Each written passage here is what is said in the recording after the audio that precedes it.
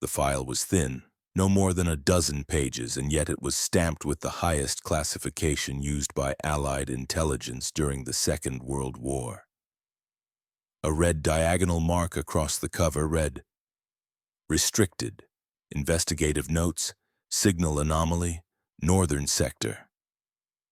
Inside, only one phrase appeared on the summary line, underlined twice by a nervous hand. The radio tower continued transmitting several days after the Garrison disappeared. This was the opening riddle buried deep in the war's vast archive, a fragment almost too strange to be real.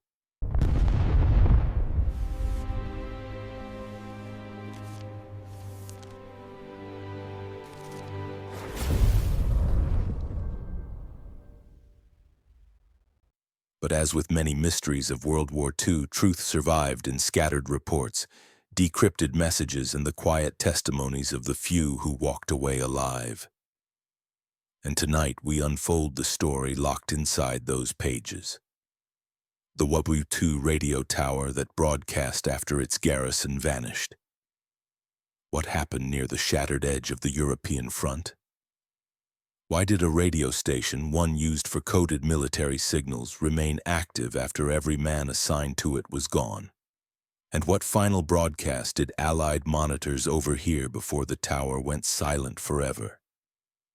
The war began as chaos on every front, the skies torn by fighter wings and the ground shaking under the weight of advancing armies.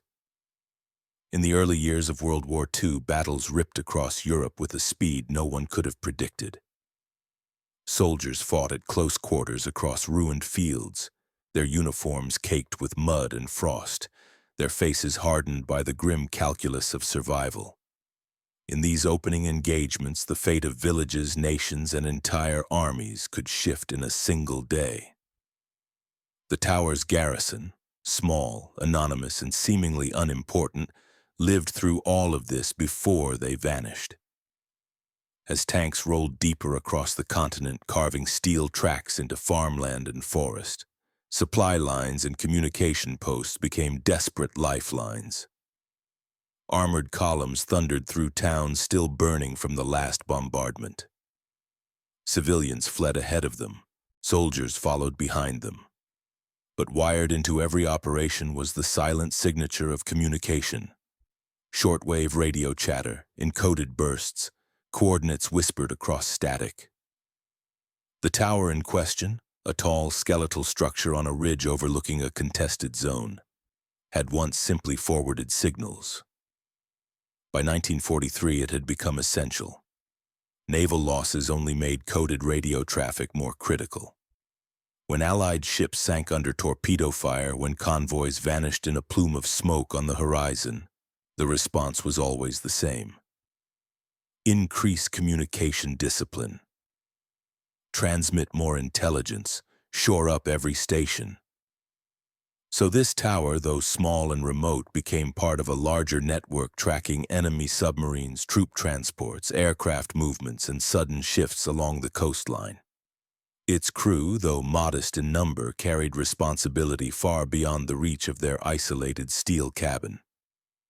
Meanwhile, across the sky, fighter squadrons sliced through clouds in tight formation, performing the deadly choreography of the Second World War.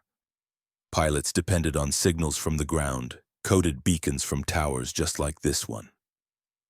Those towers helped guide aircraft back to safety, warned them of enemy patrols, and sometimes even relayed emergency landing coordinates. Losing one meant losing a piece of the invisible architecture that kept Allied and Axis forces aware of each other's moves. Yet war showed no mercy. Entire cities were bombed into rubble, their silhouettes collapsing into ash and smoke. The tower's nearest town suffered heavy shelling multiple times. Buildings crumbled, streets vanished, and refugees poured out by the hundreds. Amid this destruction, the garrison at the ridge remained at their post. They transmitted weather conditions, intercepted hostile signals, and forwarded movement reports. In every dispatch, one could sense the quiet endurance of men who believed their survival depended on routine. And in war, sometimes it did. When Allied troops stormed beaches under machine gun fire, sand erupting under mortar blasts. Men depended on synchronized communication. Elsewhere, a forgotten ridgetop tower encoded operational timing so that ships, aircraft, and infantry struck in sequence. On paper, it seemed simple. Type, transmit, confirm. In practice, every message risked detection by enemy listeners. The men at the mysterious tower mastered this work. They checked their equipment twice per hour. They never failed to respond to a direct challenge. Their garrison log noted no disciplinary issues, no illness, no morale breakdown. The final entries, at least the ones made by human hands, looked entirely normal. The world around them, however, was collapsing. Civilians from the bombed towns below climbed the ridge, some begging for water, others trying to barter valuables for scraps of food. The soldiers helped when they could. One corporal shared his boots with a frostbitten teenager. A sergeant gave away half of his rations. These small gestures later resurfaced in testimonies from survivors, proving that the garrison existed, that they were seen, spoken to, and interacted with the wounded and the displaced. And then, abruptly, they were gone. Before the disappearance, the tower functioned flawlessly. Messages were short, precise, and consistent with field conditions. But after the 8th day of heavy refugee flow, something odd happened. The station sent a coded transmission 5 minutes early. The error was minor, the kind analysts might attribute to fatigue or a drifting timepiece. Hours later, a second message arrived with a subtle formatting anomaly. By dawn, the third transmission contained a phrase not used anywhere else in the Allied system. The irregularities continued for nearly a full day before the station suddenly fell silent at noon. 20 minutes later, the tower resumed broadcasting, now perfectly on schedule. Yet no acknowledgement came from the garrison. When Allied headquarters attempted direct contact, no voice replied. When field units tried to challenge the tower with authentication codes, they received nothing but static. Except the transmissions kept coming. Short bursts of encoded text, each one perfectly formatted, each one matching the garrison's habitual timing, each one impossible to trace to a human operator. Hours earlier, nurses from a nearby Red Cross field station had treated several wounded who reported seeing the garrison alive and moving about. Tired but normal, as one recalled later. A second nurse mentioned hearing laughter from the tower doorway. Whatever fate overtook the men, it occurred in a narrow window. Sometime after dawn, but before full radio silence. Yet the equipment kept transmitting. High-ranking generals poring over invasion maps and weather charts issued an immediate order. Monitor all signals, do not engage ground forces until confirmation of enemy presence. They suspected the tower had been overrun and was being used for deception. But no movement was observed near the ridge. Reconnaissance aircraft reported the area empty. Aerial photos showed the Radio Shack door open, the surrounding ground undisturbed except for earlier refugee tracks. The tower mast remained intact. The cables remained connected. But the men were gone. Prisoners held behind barbed wire later claimed to have heard rumors of a phantom signal in the region. A station transmitting without operators. Their stories were dismissed as folklore. Yet the timeline matched exactly. Propaganda presses and war newspapers briefly mentioned an enemy listening post disrupted by Allied action, without details. Behind closed doors, intercept officers continued gathering the transmissions, noting how the content grew gradually less coherent. At first, the bursts contained valid coded patterns. By the second night, the content deteriorated into random sequences. Meanwhile, at sea, submarine patrols picked up the same faint signatures. American destroyers moving through the channel detected the ridgetop tower's signals echoing across the water.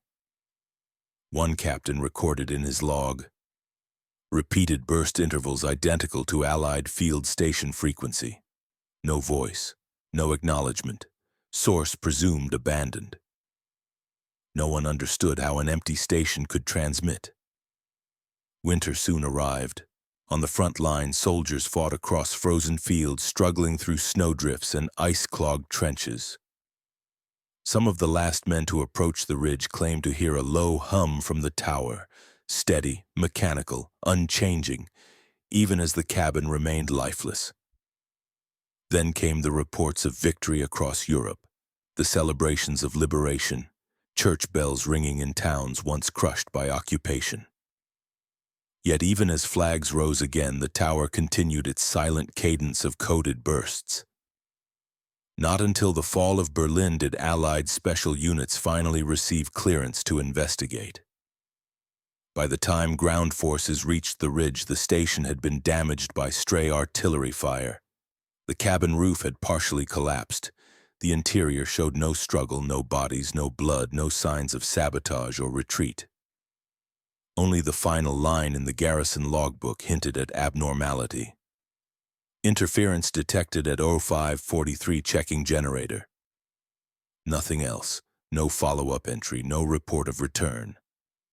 Women working in wartime factories recalled hearing stories circulating through military channels, whispers of a station that kept going after its men were gone. Many assumed it was a morale myth, a symbol of perseverance, or perhaps a metaphor. None suspected the story was real, documented, and still unresolved.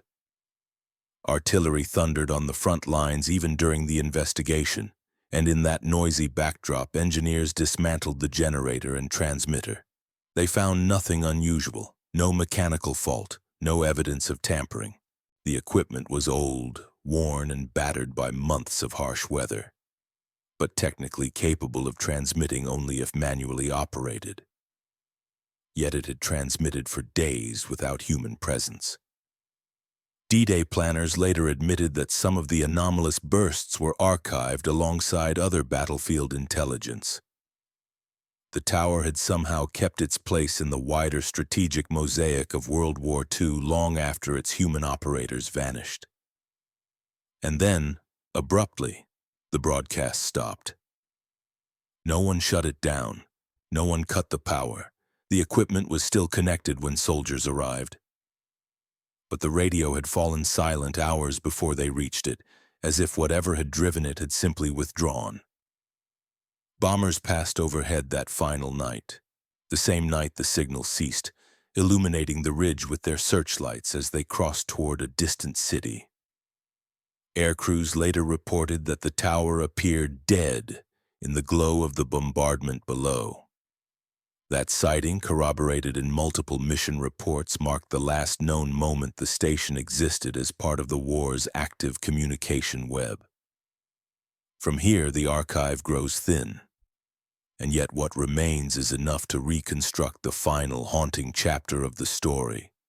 The phase after the ridge had been secured, after the war moved on, after the world celebrated victory and buried its dead. For the tower did not simply become scrap metal and vanish into the long silence of post-war Europe. Its legacy lived on in whispered accounts, engineering analyses, and a threadbare set of classified memoranda filed under unexplained operational continuity.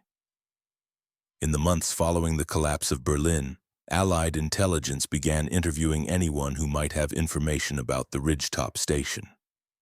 The first were refugees who had passed through the area. They described the garrison as calm, orderly, generous with their food, but increasingly exhausted. Several remembered seeing lamps burning inside the shack long after midnight. One woman claimed she saw two men emerge from the building at dawn, stand together in the cold, and then walk back inside. When shown the date range of the disappearance, she became visibly shaken, insisting that the sighting had occurred after the presumed time of the men's final logbook entry. Engineers cross-examined her testimony but could not disprove it. Too many details matched the environment: the snow level, the wind direction, the condition of the path. She was not lying, but what she saw contradicted every operational record. Other accounts were similarly unsettling. A pair of field medics recalled resting near the base of the ridge after treating wounded soldiers. They described the radio tower emitting short pulses of light like reflections from metal swinging in the wind, but the mast had no moving parts capable of making such flashes. When they approached to investigate, the lights vanished. When they retreated, the pulses resumed. These anecdotes circulated among analysts but were never entered into official record. The war was ending. Resources were stretched. No one wanted to chase a mystery that had no bearing on victory or reconstruction. And so the file thinned. The surviving data points narrowed to the technical reports, cold measurements, signal logs, equations, and timing intervals that did not fit known behavior, but could not be dismissed. The most striking discovery came from cryptographers who reconstructed the transmissions sent after the Garrison vanished. The earliest anomalous bursts maintained proper format using standard Allied code groups. But closer inspection revealed something impossible. The tower repeated segments of earlier messages the Garrison had sent days prior, as if the machine, or something using it, could echo fragments of human communication without understanding their meaning. By the third day, the bursts had devolved into pure pattern, symmetrical sequences that resembled heartbeat intervals, regular, steady, unbroken, too precise for mechanical decay, too meaningless for espionage, too persistent for chance, and yet entirely real, captured by multiple listening posts across Europe. To this day, no one can explain why an empty transmitter produced such signals. When investigators finally entered the shack, they found the interior strangely untouched. Dust covered the bunks, undisturbed except for one circular patch on the floor near the equipment, a spot where boots should have scuffed the surface but where no footprints were found. The logbook lay open on the desk. The ink was dry. The pen was missing. The stove was cold. The last can of rations sat unopened. Nothing suggested panic or retreat or attack. The rifles were still racked, the ammunition untouched. But the men were gone. All that remained was the radio system, still warm when the first recon unit touched it, and the silent tower outside looming like a monument to some forgotten purpose. Surprisingly, none of the soldiers who entered reported feeling fear. Instead, they described a strange calm, as though the station had been abandoned decades earlier, not hours. But the generator was still humming when they arrived. The tubes in the transmitter still glowed. The equipment still vibrated gently from residual charge. The engineers who dismantled the tower later wrote that no sign indicated forced entry or tampering. Every bolt was in place, every cable unchanged, every circuit intact. They listed no mechanical failure, no evidence of sabotage, no foreign wiring, no hidden transmitters, no stored messages capable of replaying themselves. And yet the anomalous broadcasts existed in the logs. They were recorded, verified, matched, timed, archived. The ridge remained empty for years after the war. Eventually the tower was taken down, its metal sold for scrap, its foundation left to crumble. Nature reclaimed the site. Grass grew through the concrete. Snow buried the last remaining corner of the shack. The wind carried away the echoes of a station that once spoke relentlessly into the static of World War II. But its story did not end there. Decades later, long after the last living members of its garrison had vanished from memory, a civilian historian examining declassified WWII communication files noticed a peculiar anomaly. A brief burst of static, identical in timing and format to the Ridgetop Tower's final transmissions, recorded by a weather monitoring station in the 1960s. The location? Less than 3 miles from the tower's former site. Analysts reviewed the recording and concluded it was interference, likely a microwave reflection or stray atmospheric skip, but the signature matched perfectly. Other researchers pointed out that similar bursts appeared in Cold War data from long-range monitoring posts. Always faint, Always brief, always mathematically consistent with the original WWII anomaly. Never decoded, never explained. By the 1980s, the story had become the subject of conferences among military historians. Some dismissed the entire case as a perfect storm of mechanical malfunction, human error, and misinterpretation. Others argued that the Garrison must have evacuated due to sudden enemy movement and simply failed to record their departure. But those theories ignored a stubborn fact. The last transmissions were made with flawless precision long after the men were gone. Eventually, the ridge became a footnote in publications discussing unresolved WWII communication cases, rare anomalies that slipped through the cracks. It never became famous, it never became sensational. It simply remained unexplained. Still, some facts are undeniable. World War II was a conflict that consumed nations, destroyed cities, reshaped continents, and left behind mysteries buried under rubble, archives, or time. The radio tower on the ridge was one such mystery. The war breathed life into it. The war took its men. The war left only their final message, carried by a machine that should not have functioned without them. In the end, the official file closes with a single sentence, written in the detached tone common to military intelligence. No further anomalous activity observed. Recommend archival storage. And yet the story lingers because it represents something deeper. The silent spaces in history where human presence fades and only patterns remain. A reminder that even in the most documented conflict in human history, not everything was understood, not every disappearance was solved, not every transmission had an operator behind it.